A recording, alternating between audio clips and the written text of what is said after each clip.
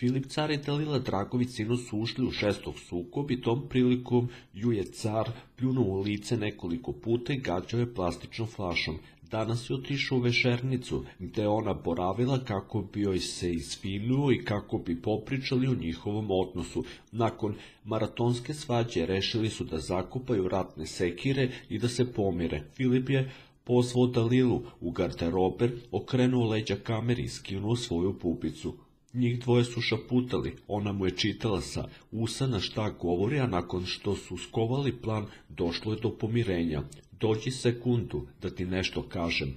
Još nešto bih ti rekao, ali ne mogu ovde, rekao je car.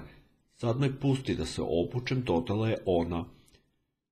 Nemoj da opet ispadnem najgori i hladan, istako je Filip. Ja te samo molim, kad me neko provuče negativno u sto i pogledam u tebe, dodala je Dragojevićka. Pozovi me, Filipe, rekao je on. Izbegavaću pušionicu, komentare, dobacivanje, složila se ona.